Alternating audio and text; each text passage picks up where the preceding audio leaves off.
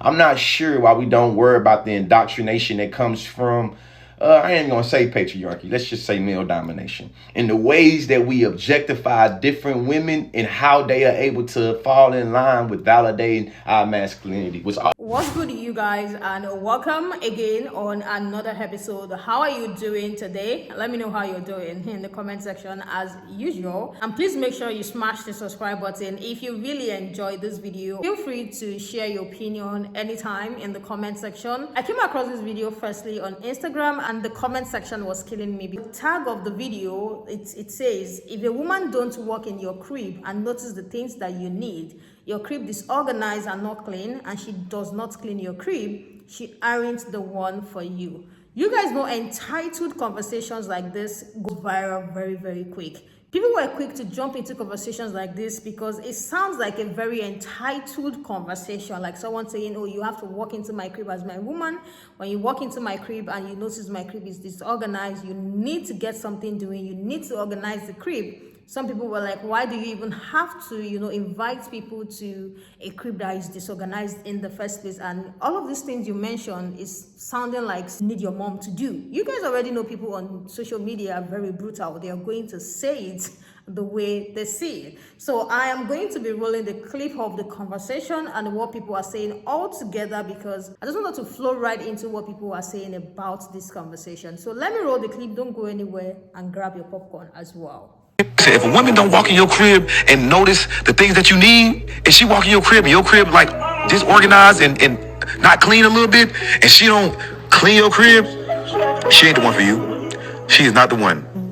And she don't come in the crib and wash your clothes, fold your clothes, she is not feminine enough. I don't want her. If I'm sick and she can't tell me or try to heal me back to life with her affection, with her love, with tea, with food, I do not want her. She is not it. Before I get into my analysis, let's watch something else real fast. What is your biggest red flag? If she can't cook. Oh, okay. Why? They need to cook for you. Yeah. They need to be a bit like your mom. Yeah. Alright, and what about you? If she's not good looking and she can't perform what I want to perform, then she's not good. And if she's a gold digger, then no, I can't lie. Alright, what about you? If they're loud, it can't be loud, it can't be like... You gotta be quiet. Shh, be the quiet. Be the quiet, because if I bring you to my house, you can't be the loud, can't be the... When they stink, they can't stink. How many times do you think they should shower a day? Twice at least. Twice. At least. Okay.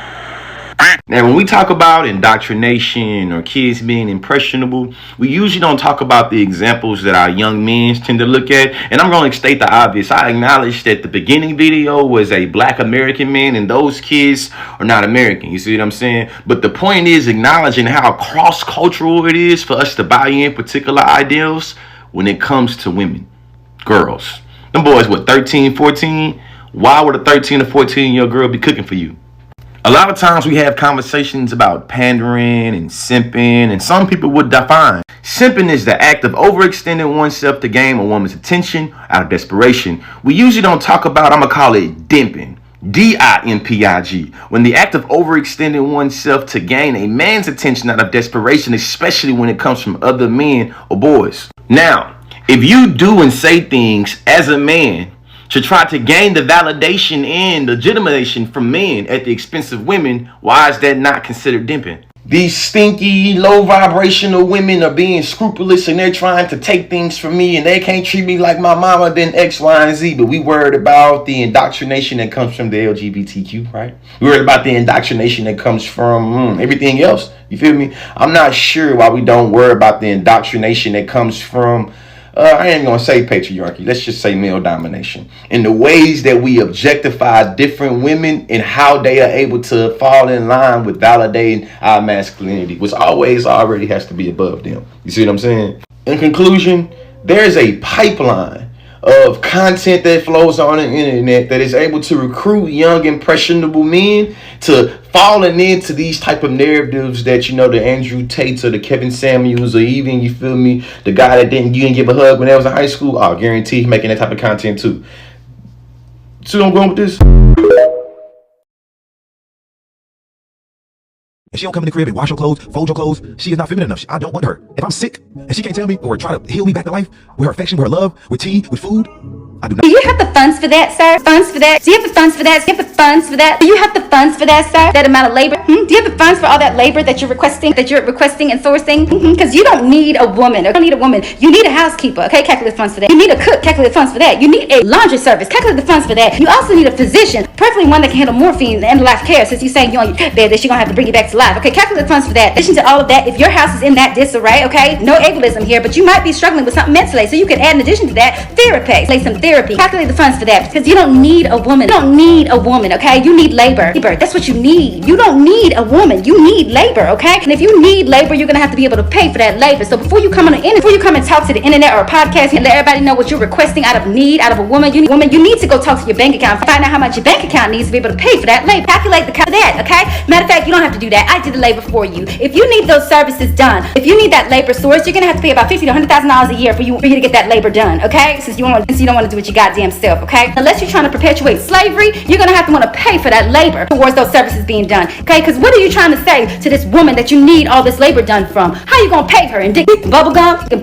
You need to go sit the fuck down, sir. You need to go sit the fuck down. You need to go sit the fuck down. Absolutely fuck not. Fuck not. Y'all need to go sit the fuck down. The fuck down, okay? And the women that listen to this, for the women that's listening to this, to think that you're gonna be high value if you do all that shit, I just calculated how much your labor is worth. So I hope you hear my messages and understand that the things that you're doing for him. I hope I've just let you know that what all that labor is worth, so that you can understand that labor that he's trying to convince you that he needs is worth more than just a little bit of love. Bubblegum. Okay? You're welcome. You also need a physician, preferably one that can handle morphine and life care, since you say you're on your bed, that you're gonna have to bring you back to life. Okay, calculate the funds for that. Go talk to your bank account, find out how much your bank account needs to be able to pay for that labor. Calculate the funds for that. Or try to heal me back to life with her affection, with her love, with tea, with food. I do not want her. She is not it. There are a lot of men out there that want exactly what it is that he's describing. They want the kind of woman that cares for them, much like how their mother did. Take care of them when they're sick, nurse them back to health, anything that needs to be done around the house. They want her to hop right into that domestic role. My only issue is what I feel like some men are missing is a term in Latin terminology called quid pro quo. That means something for something. A lot of the men that want this kind of thing want it in exchange for nothing. They don't want to actually do anything for you. Now, had I jumped on the internet and said, you know what, ladies? If your man walks into your house after he has passed your lawn, which is out of control, doesn't go to the garage and start, getting out the lawnmower and cutting your grass, if he doesn't drag the trash can back from the curb to the side of the house, if he goes into your fridge to get a bottle of water and realizes there's no groceries, he doesn't immediately fill your fridge up and all your cabinets, girl, let him go. If your man grabs your hand and notices that your nails are not done, he doesn't immediately hand you nail money, girl, cut him loose. It's over for him.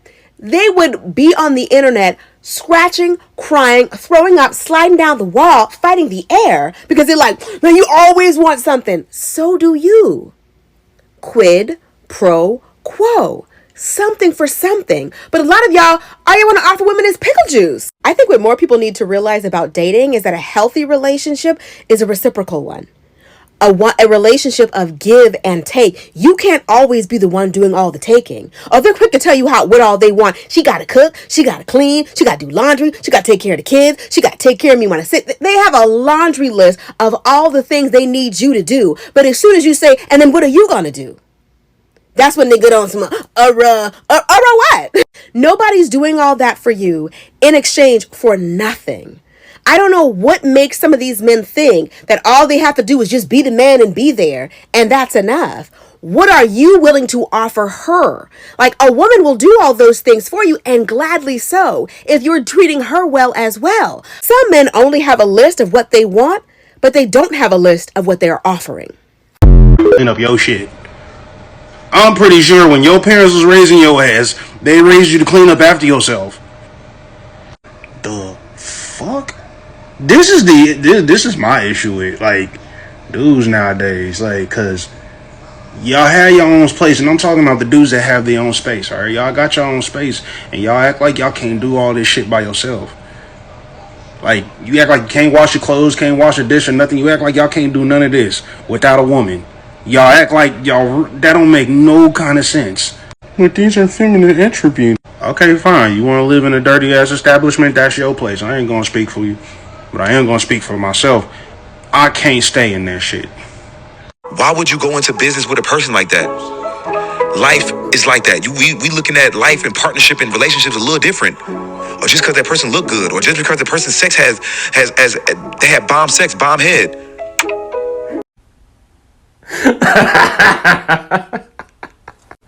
All right.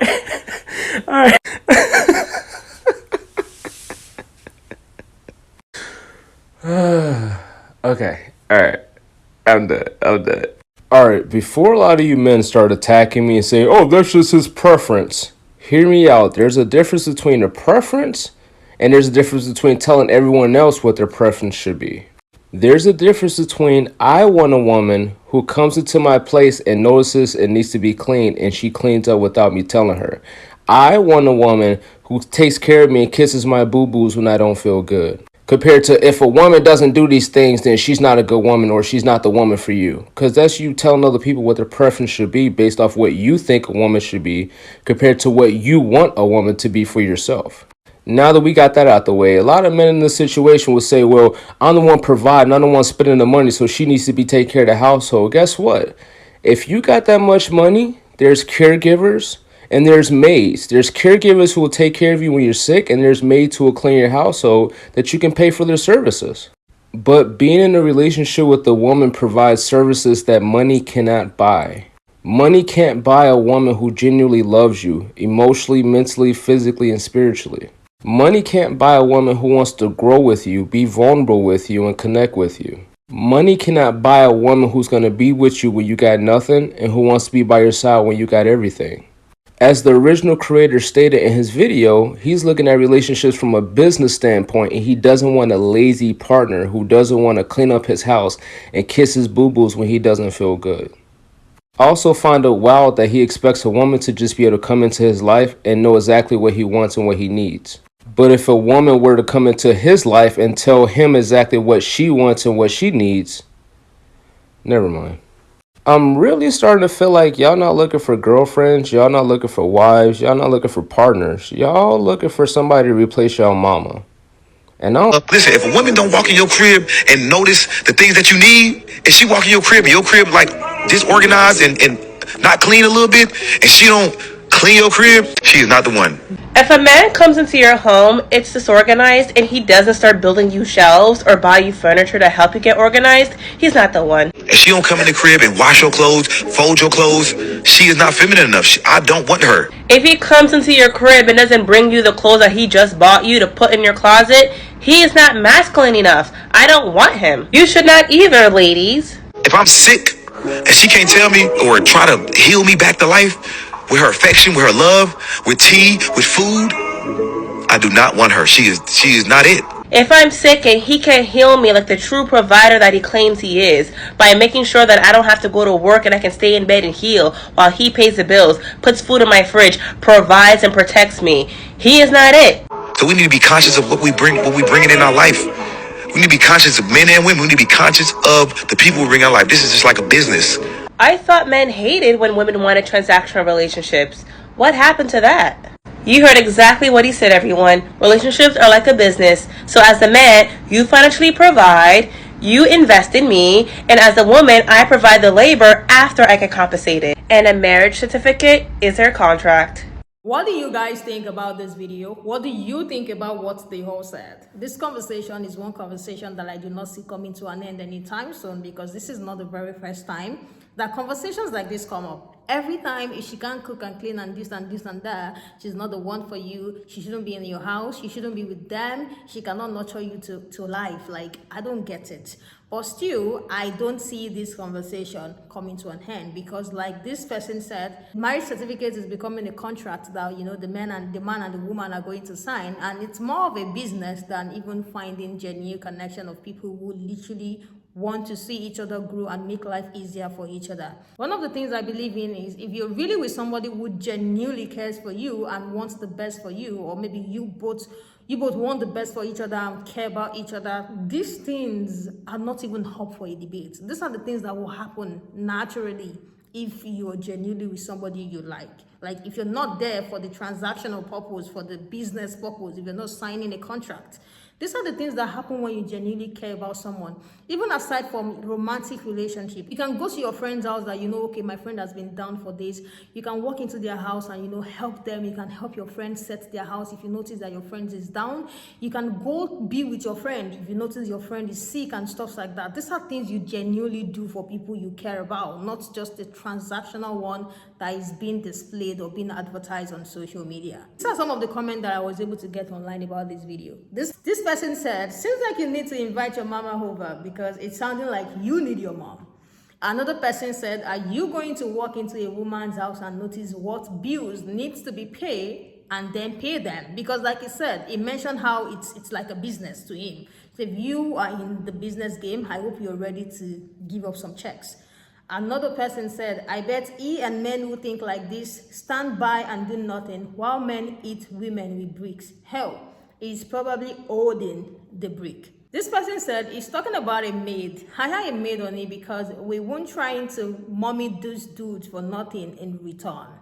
Another one said, if he walks in your cribs and he doesn't start off the barbecue, fill the fridge, pay your bills, massage your feet, and mow your grass, he is not the one for you. How do you invite people to your house when it is disorganized? And some people believe that they actually understand what he's trying to say, but he isn't wording it well. It's almost like he's telling people how a woman has to act or how the things a woman has to do for them to be able to qualify them as a woman fit enough to be in their life. I'd like to hear what you guys think about the main video and what you think about the stitches as well. Join the conversation in the comment section and make sure you subscribe to the channel and make sure your bell notification is turned on as well. And I am going to talk to you guys in the next one. Bye, and I love you guys.